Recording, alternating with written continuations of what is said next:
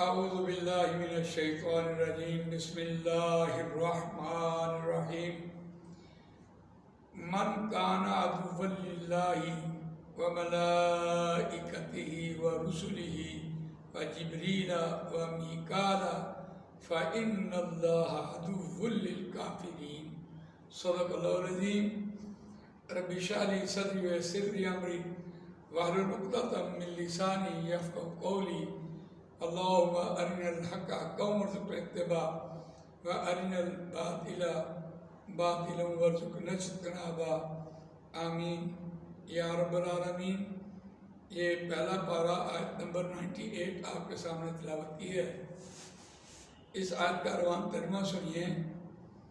من کانا عدوا للہ، جو کوئی ہوا دشمن واسطے اللہ کے، وَمَلَائِكَتِهِ اور اس کے فرشتوں کے، وَرُسُلِهِ اور اس کے رسولوں کے، وَجِبْرِيلَ اور حضرت جبرائیل علیہ السلام کے، وَمِيكَالَ اور حضرت میکائیل علیہ السلام کے، فَإِنَّ اللَّهَ عَدُوٌّ لِلْكَافِرِينَ، بس بے شک اللہ دشمن ہے واسطے انکار کرنے والوں کے، واسطے کافروں کے۔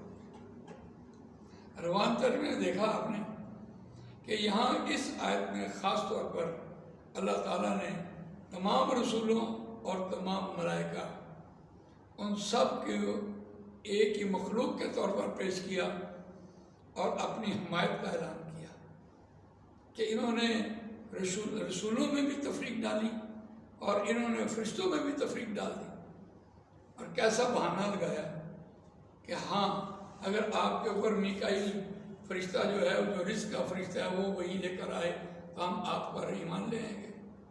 حضرت جبرائیل علیہ السلام بڑے سخت احکامات لے کر آتے تھے موسیٰ علیہ السلام کے اوپر، اور انہوں نے ہماری زندگی اجیرن کر دی، مشکلات میں ڈال دی، ہمیں حرام چھوڑنا پڑا، ہمیں حلال کھانا پڑا، اور ہمارے چولہے ٹھنڈے ہو گئے۔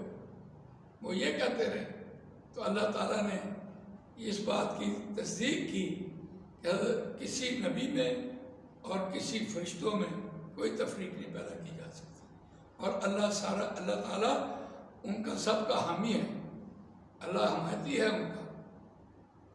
تو اب اس میں یہاں دیکھیے، جو کوئی ہوا دشمن واسطے اللہ کے، وہ ملائکتی، اب دیکھیے اللہ نے اس آیت میں اپنا ذکر پہلے کیا، وہ ملائکتی اور اس کے فرشتوں کا اور اس کے رسولوں کا، اور خاص طور پر حضرت جبرائیل علیہ السلام اور حضرت میکائیل علیہ السلام کا ذکر کر کے پھر آگے کہا، اور من جو ہے یہ حرف شرط ہے، اور فا جواب شرط ہے، فَإِنَّ اللَّهَ، بس بے شک اللہ، عدوٌ ہے، اللہ دشمن ہے، اور یہاں تاکید کے ساتھ یہ بات بیان کر دی، للکافرین، واسطے ان لوگوں کے جو انکار کرنے والے ہیں۔